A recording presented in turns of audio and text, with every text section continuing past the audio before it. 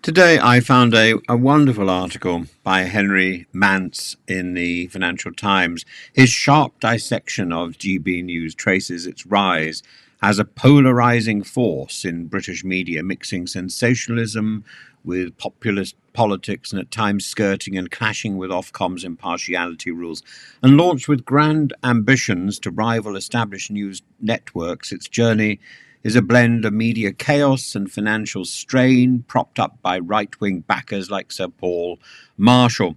And Mance captures the dissonance within GB News, a channel framed as anti-elite but often enmeshed in elite contradictions. It champions anti-woke populism, yet its operation resembles a ragtag student revolt, with some very young people fronting the news. The People's Channel boasts a mix of bombastic personalities, some faded political figures like Nigel Farage, controversial voices like Lawrence Fox, and fresh young presenters like Tom Harwood and Benjamin Butterworth.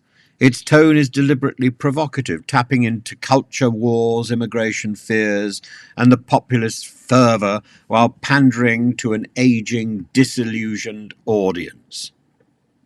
Despite its shaky start, its technical mishaps, and probably some misplaced coke, GB News has survived, carving out a niche audience, albeit at the cost of ongoing financial losses exceeding £100 million.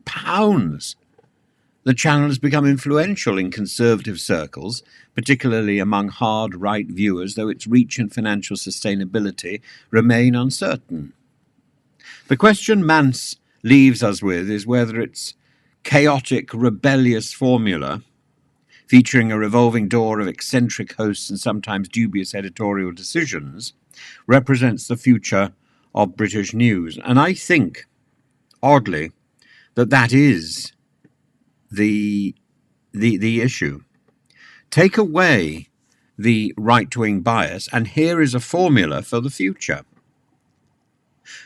On the one hand, it's symptomatic of a fragmented media landscape where niche outlets thrive on polarizing issues. On the other, its constant financial hemorrhaging and controversial stances threaten to limit its long-term viability.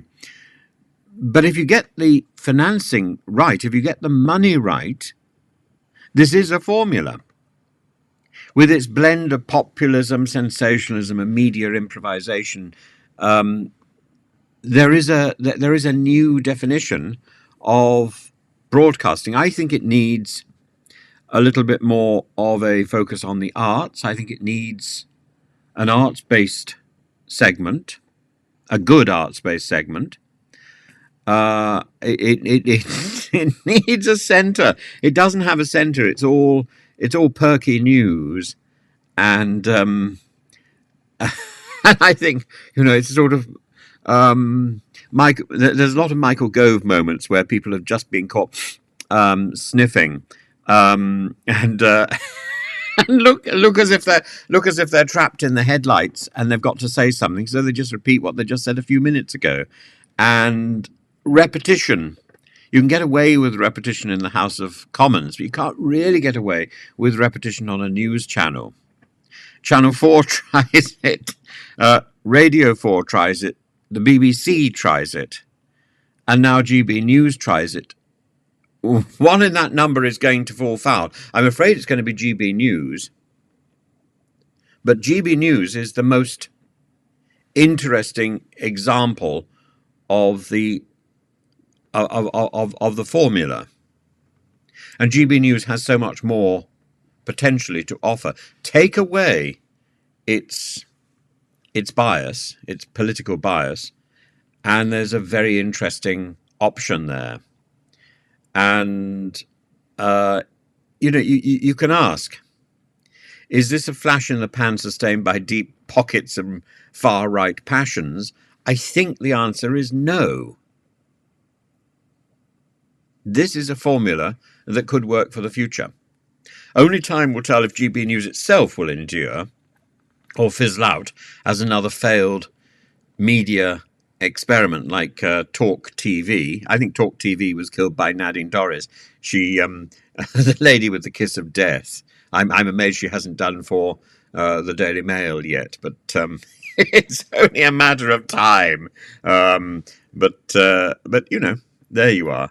As it stands, GB News embodies a deeper political cultural battle in the UK, a clash between mainstream political discourse and the populist fringe.